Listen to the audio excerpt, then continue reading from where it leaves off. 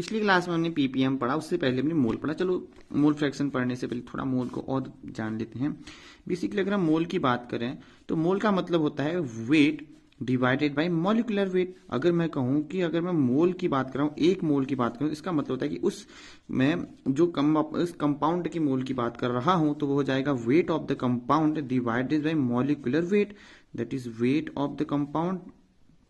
Wait ऐसे ही मान लो बराबर क्या जाएगा मॉलिक्यूलर वेट, सेम मान लो, एनालॉजी कर लो, ठीक है। वेट की स्पेलिंग बहुत अच्छी होगी मेरी, ये वो वाला वेट हो गया इंतजार वाला, पर कोई बात नहीं। तो ये होता है कि उस कंपाउंड में नहीं कहूँ कि इस पेन का अगर मैं मोल निकालूं तो कहूँगा इस पेन का वेट बता टोटल इसके कितने भी मॉलिक्यूल सबका मॉलिक्यूलर वेट करूंगा तो मेरे उसके मोल मिल जाएगा।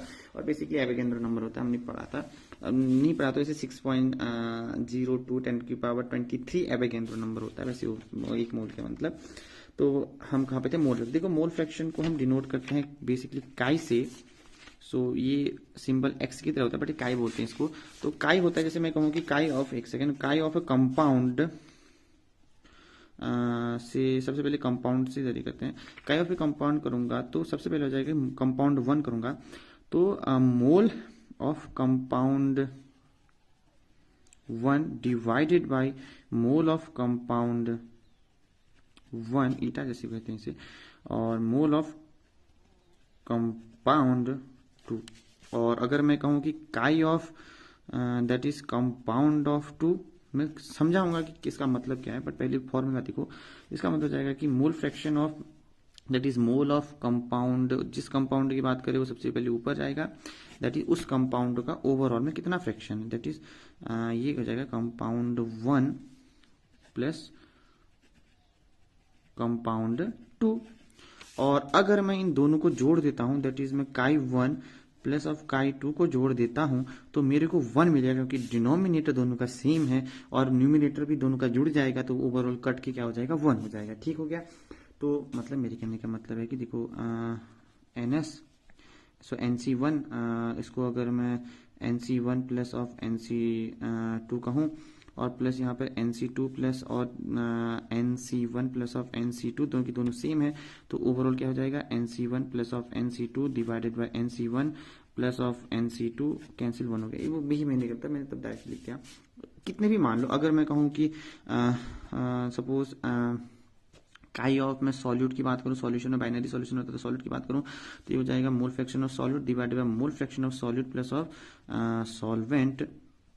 और अगर मैं कहूं काई ऑफ सॉल्वेंट, इसका मतलब क्या हो जाएगा mole of solvent divided by mole of solvent plus solute, sorry पहले वही लिखते हैं, मोल ऑफ सॉल्वेंट, दोनों को जोड़ेंगे। मतलब मेरे कहने का मतलब था कि अगर आप अब पूरा बेसिक्स फंडा समझाते हैं। देखो अगर मैं तुमसे कहूँ एग्जाम्पल लो, ये मेरे पास पेन है और दूसरी पेन, एक सेकेंड, हाँ देखो ये मेरे पास एक पेन है ब्लू और एक पेन ब्लैक। अब देखो मैं कहूँगा कि इस ब्लैक पेन का इन दोनों पेन में फ्रैक्शन क्या है तो तुम कहोगे कि जो ब्लैक पेन है उसका फ्रैक्शन उन दोनों पेन में कितना हो, ब्लैक पेन एक है और पेन मेरे पास कितनी है, ब्लैक प्लस ब्लू। ठीक हो गया। यानी कि इस पेन का ओवरऑल कितना फ्रैक्शन, यानी कि एक कितना हिस्से में है, समझ रहे हो, कितना पार्ट है इसका। फ्रैक्शन का मतलब तो वही होता है कि यानी कि ये पेन ये जो मेरी ब्लैक पेन है, इन दो पेनों को मैं, एक मेरी क्या है ब्लैक पेन है, यानी कि 1/2 इसकी वही प्रोबेबिलिटी। दूसरा अगर मैं कहूं कि इस ब्लू पेन की कहूं तो इसका भी सेम हो जाएगा, यानी कि ब्लू पेन भी कितना हो जाएगा, इस ब्लैक प्लस और ब्लू में दोनों हो जाएंगे। समझ रहे हो कि मतलब मैं कहूं कि इन दोनों में अगर मैं इसका फ्रैक्शन जानना चाहूं, भाई रुक जा, इसका फ्रैक्शन जानना चाहूं तो ये बन जाएगा, ये पेन इन दो पेनों में है, यानी कि एक पेन बट्टा दो पेन टोटल पेन, यानी कि अगर मैं कहूं कि फ्रैक्शन ऑफ कंपाउंड 1 2 तो यानी कि वो कंपाउंड दोनों कंपाउंड में कितना है फ्रैक्शन की फॉर्म में, ये हम इसकी मदद से यहाँ लेकिन टोटल ओवरऑल कंपाउंड बट्टा वो वाला कंपाउंड जिसका हम फ्रैक्शन निकाल रहे हैं। अगर मेरे पास एक और एग्जाम्पल समझो, ये देखो एक चीज, जैसे मैंने कहा XI कहूँ एक कंपाउंड है और यहाँ पर नंबर ऑफ सपोज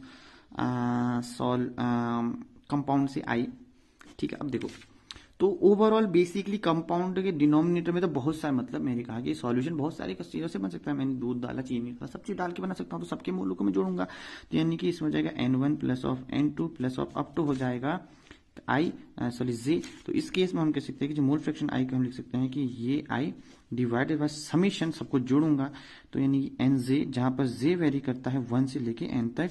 और अगर मैं काई फॉर सेकेंड की बात करूं तो इस केस में भी ये हो जाएगा यानी कि जे यानी कि सेकंड, यानी कि हो जाएगा summation N J from J vary from 1 to n, और दोनों को अगर मैं जोड़ूंगा तो 1 हो जाएगा।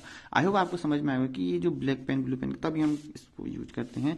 और बेसिकली सॉल्वेंट सॉल्यूट वाला केस होता है, क्योंकि सॉल्यूशन बेसिकली सॉल्वेंट और सॉल्यूट से बनकर होता है, और मान लो कितने भी हो सकता है ना, नीचे तो कितने भी, तो बाइनरी बात करें तो जैसे तब हमने सॉल्यूट एंड सॉल्वेंट की बात कर रहे हैं।